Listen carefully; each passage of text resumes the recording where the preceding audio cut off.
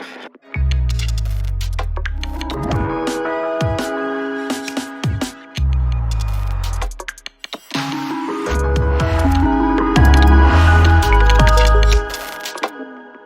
жизни каждого человека важна поддержка. Если есть поддержка, руки не опускаются. А если есть мотивация, можно сделать первый шаг.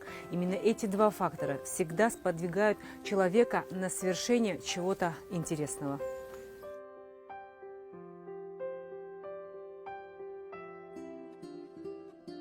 Дорога реабилитации, социализации всегда бывает очень непростой, тернистой для каждой семьи, в которой есть дети с особенными потребностями. 22 года назад Милане Ачба был поставлен диагноз ДЦП. С того дня началась бесконечная череда клиник из одного города в другой. Смириться с диагнозом семье было тяжело. Несмотря на все сложности, Милана училась в школе, пыталась жить обычной жизнью сверстников. После школы начала заниматься в Сухумском реабилитационном центре. Сразу после школы я начала заниматься в Сухумском реабилитационном центре. Там я была на постоянной основе 3 года. И я сама знаю, как это сложно, когда у тебя ДЦП, ты понимаешь, что делать дальше после школы. Ты не представляешь, как твоя жизнь сложится вообще. На постоянной основе, когда я находилась, я вообще не думала о проектах, потому что я думала, что мне надо себя сперва поставить на ноги. Но потом, когда мне объяснили, что важно писать проекты и помогать другим людям. Я методист-реабилитолог. Мы с Миланой познакомились. Я начал работать после АГУ в детском реабилитационном центре в Сухуми, в республиканском. И вот попала ко мне Милана Ачба с заболеванием ДЦП. И мы с ней провели очень долгую работу, это 5 лет совместной работы. С ней было легко, потому что она до этого реабилитационного центра она выезжала и в Питере проходила реабилитацию. И очень важно, когда пациент тебя слышит. Вот она меня слышала, все, что я ей говорил, все, что я ей задавал, она все прекрасно выполняла, и у нее все получалось. И она всегда стремилась усовершенствоваться. Она мне всегда говорила: Ахра, вот это вот так вот, я неправильно хожу, я неправильно это делаю. Ахра, она очень сильно уходила в это. Мы делаем свое дело, но когда пациент сам хочет встать на ноги и сам достичь поставленных своих целей, только он может сам себе помочь. Мы делаем, свое дело, но не без хотения самого пациента. И вот Милана стремилась всегда к лучшему. Поддержка необходима любому из нас, но когда у человека есть сложности со здоровьем, ему она необходима вдвойне. Переломным моментом в жизни девушки стала поездка в Осетию на форум «Без границ». Милане протянули руку, и она сама открыла центр. Благодаря грантовой поддержке ЕС ПРООН в Гагарском районе в поселке Цандрыч теперь есть благотворительный центр помощи «Мы вместе» для людей с ОВЗ. Там нас обучали проектированию, мотивировали. Сразу после Осетии по приезду я начала заниматься проектом, но не знала, как это осуществить, я не знала, что есть ПРООН. Гудаутская директриса Ирина Розе, она посоветовала мне обратиться в ПРООН. Уже когда я обратилась к ним, они объяснили, как нужно написать проект, и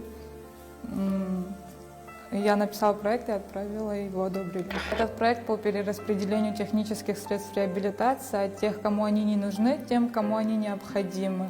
Это когда, например, инвалидная коляска уже не нужна, если ребенок с нее вырос, то малоимущие, они не могут позволить себе купить, и им доставляются эти технические средства реабилитации.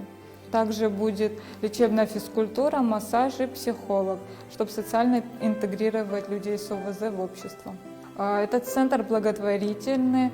Здесь будут проходить реабилитацию люди с ОВЗ, не только дети, но и взрослые. Сегодня она достигла больших результатов. Она уже открыла свой центр. И как она этого добилась? Она прошла весь этап реабилитации для того, чтобы она уже сегодня могла помогать уже другим людям с ограниченными возможностями. И у нее все получилось. В откровенной беседе Милана поделилась, что ей понадобилось 20 лет для того, чтобы понять, ДЦП – это не приговор, все барьеры в нашей голове. Человек без поддержки не справится. В первую очередь меня поддержали в Сухумском реабилитационном центре мои реабилитологи, Ахрачика Ваня и остальные, которые занимались со мной. Они сказали, что у тебя все получится, моральная поддержка тоже важна. Потом директриса Гудаутского центра, она посоветовала обратиться в ПРООН, и вот оттуда уже все и началось. У Миланы много планов, и уже в ближайшем будущем они осуществятся. Совсем скоро она запустит новый проект. Но мы на этом не остановились, и совместно с Гудаутским реабилитационным центром мы написали проект, который уже поддержали. Это волонтеры, которых мы будем обучать, как нужно взаимодействовать с людьми с ОВЗ, чтобы они социально интегрировали их в общество. Потому что люди с ограниченными возможностями не общаются со сверстниками, у них нет общения, они сидят дома с родителями. Это очень важно, общаться со сверстниками, поэтому волонтеры будут им помогать в этом. На этом наша с ней работа не завершается. Мы будем обязательно приезжать сюда, помогать, обучать специалистов, отправлять сюда. Все, что от нас зависит, мы будем делать, мы станем рядом, мы поможем. Такие люди, как Милана, в наше время скорее исключение. Красивая, хрупкая девушка, которая не просто доказала, что ДЦП – это не приговор, но еще и стала примером для многих. К сожалению, пандемия внесла свои коррективы не только в работу центра, но тем не менее люди, нуждающиеся в постоянной реабилитации, не останутся без помощи. В Гагринском районе не было реабилитационных центров, поэтому дети, которые находились здесь, им было сложно ездить в Сухум, не у всех была такая возможность. В Цандрипше 64 человека с ОВЗ, в Гагринском районе 272 человека, и поэтому чем ближе реабилитационные центры, тем легче людям с ОВЗ лечиться, социально интегрировать в общество. Я сам езжу по городам, в Сухумском районе, вот в Гудаутский район выезжаю через день. И я знаю, как не хватает реабилитационных центров, как не хватает специалистов. И вот Милана первая открыла в Гагрском районе, в Цандрипше. Она сама, столкнувшись с этим заболеванием, она знает, как это нужно людям. И вот она открыла в Цандрипше реабилитационный центр уже свой. И теперь никому не нужно будет ездить в Сухум, в Гудауту. И всем теперь доступно здесь, в Гагрском районе. От детей с ОВЗ и также взрослых. Рассказывайте о детях с ОВЗ, пусть все знают, что такие дети есть и что им нужен особый подход. Наладятся новые дружеские связи, жизнь приобретет новые оттенки, общение с другими людьми и детьми, возможно, поможет вашему ребенку в будущем. Необходимо продолжать просветительскую работу с населением, формировать инклюзивную культуру учреждений и общества. Для меня и моей семьи было нормально, что я пошла в обычную школу, жила обычной жизнью ребенка и общалась со своими сверстниками. Но когда я начала заниматься в реабилитационных центрах, я заметила, что многие не отправляют детей даже в школу. И они, естественно, социально не интегрируют, не общаются со сверстниками. Я считаю, что не нужно прятать своих детей, не нужно ставить им какие-то границы, нужно просто принять своего ребенка таким, какой он есть, и поддерживать его во всем.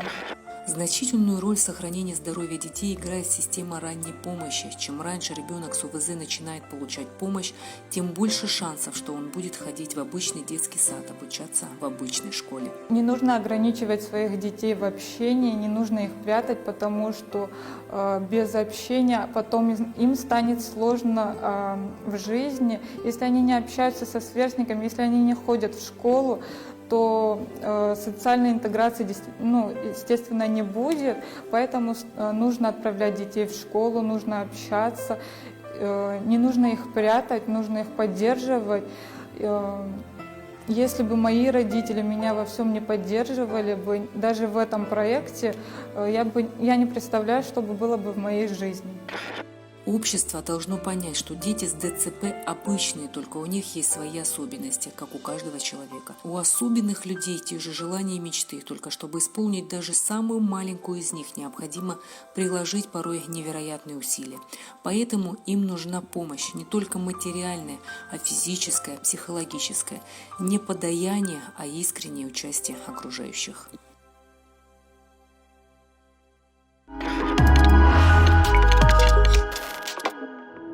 Меня зовут Сквитари Аматы, мне 27 лет, я из города Очимчира и являюсь председателем молодежной организации «Айкен».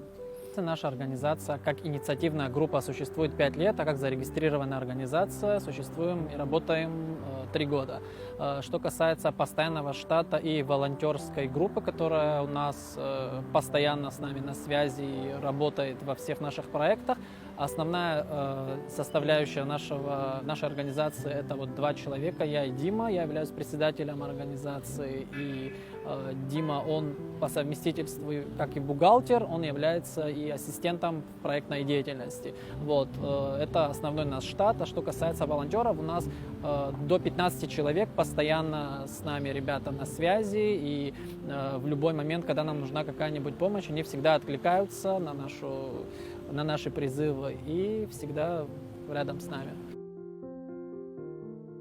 Уникальное креативное пространство в восточной части Абхазии в городе Очимчира, где наука, образование и культура становятся настоящим интеллектуальным развлечением. В мире цифровых технологий, социальных сетей у каждого думающего человека должно быть место для встреч с интересными людьми лицом к лицу. Место, где он может общаться с теми, кто разделяет его ценности и интересы. Интеллектуальное пространство Айкен работает для тех, кому важно учиться, мыслить и создавать. Пандемия нас держит в таком напряженном положении. Хочу сказать, что за этот год было сделано очень много. Во-первых, мы постарались использовать это время как дополнительную возможность для повышения квалификации. То есть мы во всех онлайн и некоторых даже, на которых это было разрешено, офлайн форматах принимали участие, повышали квалификацию. И это было такое время, где мы могли сесть с ребятами и подумать над идеями, которые мы могли бы в будущем реализовать и воплотить в жизнь, это во-первых. А во-вторых, проанализировать уже то, что за 3 года было сделано.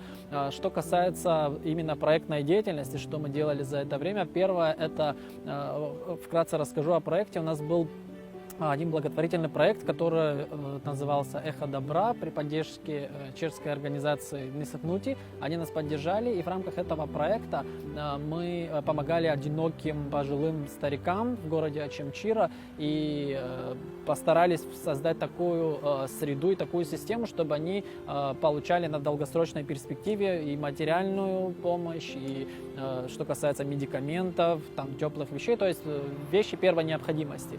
И в рамках того времени, когда вот уже была пандемия и много мероприятий было невозможно физически провести, мы сделали пару визитов к этим старичкам, и можно сказать, что этот проект успешно реализовывается и продолжает свою жизнь. И я могу такое вот, пользуясь возможностью, сказать всем волонтерам, участникам организации, во-первых, поблагодарить за то, что я видел, наше гражданское общество в Абхазии, оно очень активно работало, я видел, что в каждом городе проводилась активная деятельность разного рода абсолютно, и я видел, что это очень сильно, эта ситуация сплотила наших людей. Я считаю, что это очень важно, но, конечно, хотелось бы, чтобы не какие-то негативные вещи нас сплачивали, а в обычное время, чтобы мы тоже как бы взаимодействовали все между собой, но эта ситуация, она очень хорошо показала, что у нас есть огромное количество небезразличных людей, и людям на самом деле очень важно, чтобы никто не оставался в стороне. Это, я считаю, что такая вот наша общая национальная победа. Интеллектуально развитая молодежь – залог успешного будущего нашей страны. Молодых людей интересует все новое, необычное. Для них характерно преобладание поисковой активности. Их привлекают развлечения, игры, необычная форма подачи материала. Поэтому и сферу просвещения для молодых людей следует адаптировать под их интересы и увлечения. Меня зовут Турнанба Дмитрий. Мне 24 года, и я являюсь главным бухгалтером в общественной организации «Я могу». Идея вообще создания этой организации, наверное, зарождалась, когда мы просто собирались как обычные друзья, да, и собирались обычной компанией. И вот возникла такая идея, что помимо того, что мы собираемся как друзья и проводим вместе время, делать что-то большее. Да? И вот именно была та идея, по которой мы занимаемся, заняться развитием общественного образования, развитием образования в городе Очамчира. Идеи, которые мы продвигаем, да, это, скажем так, развитие интеллектуально-творческого потенциала, да, и продвижение неформального образования в городе Очамчира. Да. Что такое вообще, в принципе, неформальное образование, как мы его понимаем, да? Это то образование, которое не дается в школе, не дается в университетах, да, но оно имеет не меньшую важность, в принципе, для общества. Да? Она занимает те пробелы, которые существуют сейчас в нынешнем образовании, да, и вот именно это мы пытаемся делать. Самый ключевой показатель для нас – это развитие детей и реакция родителей тоже, потому что поскольку дети, они в подавляющем большинстве в юном возрасте не могут принимать определенные решения, то есть они зависимы от решения родителей, я могу сказать, что родители и дети максимально довольны, и для меня самым ключевым показателем является то, что успешного проведенного проекта, то, что ребята спрашивают, а когда еще раз будет, а когда, то есть это нас заряжает, и когда вот в карантин у очень многих, я вижу, опускаются руки, ограничения, не хочется что-то так придумывать, делать. Для нас это, наоборот, дополнительная возможность для того, чтобы творить, развиваться. И, естественно, без участия родителей и детей наша деятельность нам бы просто не имела бы смысла. Наша задача – вовлечь детей в саморазвитие. То есть показать, что все инструменты у них есть, все инструменты рядом под рукой, просто мы помогаем им научиться, как обучаться. Учиться, как учиться. Как бы это банально и, может, тавтологично чуть-чуть звучит, но на самом деле это так. Вот Дима говорил о неформальном образовании. Для нас самое главное, чтобы дети в современную эпоху 21 века, когда вот много технологий, дети чуть ли не раньше, чем говорить, учатся сидеть в телефоне, пользоваться интернетом, чтобы они использовали этот ресурс правильно и во благо. Потому что эти возможности, они дают очень много полезного, и было бы глупо этим не воспользоваться. В первую очередь хотел бы сказать, что неформальное образование мы в Очамчирском районе проводили интеллектуальные игры, такие как «Что, где, когда», «Своя игра» и «Брейн-ринг». Да, если коротко рассказать, что из себя представляет, да, то есть это молодые люди, школьники и студенты собираются в команды и играют в интеллектуальные игры. Основной акцент мы делаем на Очамчирский район, да, но мы никогда не отказываем, допустим, если желание у молодежи других городов поучаствовать в наших интеллектуальных играх, то мы, конечно же, никогда не говорим «нет». Вся, в принципе, наша деятельность, которой мы занимаемся, все вот эти интеллектуальные игры, они на безвозмездной основе, то есть любой желающий бесплатно может прийти и поучаствовать в интеллектуальных играх. Обеспечить возможность гармоничного включения молодежи в социальную деятельность, направленную на рост личностных достижений, комфорт в общении и совместной творческой работе и в итоге на формирование интеллектуального потенциала – одна из главных задач развития современного общества. Я думаю, что достаточно большое количество молодежи заинтересовано в этом вопросе, да, что стало для нас очень даже удивительно. Но если говорить про то время, когда мы только зарождались как организация, да, наверное, было не так много, как, например, на сегодняшний день. Да, но видно, как она постепенно растет именно количество людей, которым это интересно и которым это нужно. И, конечно же, нас это только радует. Я могу сказать, что если конкретных цифр касаться, то, во-первых, в каждом проекте это разная возрастная категория и группа, но могу сказать, что, допустим, в рамках самого первого крупного проекта, который мы реализовывали, было 150 человек с 5 городов Абхазии. Это было большое количество, достаточно большое количество для нашего района.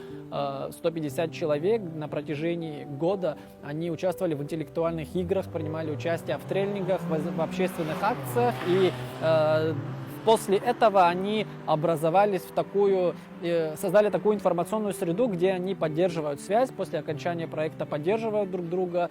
И у нас, за наш город, могу сказать, что у нас город очень дружный, но мы хотели, чтобы это в республиканском масштабе происходило. Мы сейчас всю республику там количество ограниченных ресурсов, из-за этого, конечно, мы не можем всех охватить, но стараемся вовлекать другие районы тоже, хотя бы близлежащие, это Кварчал, Гал и Ачамчирский район. Самые маленькие, которые у нас были ребята, это вот где-то 2-3 класс, они принимали участие в интеллектуальных играх.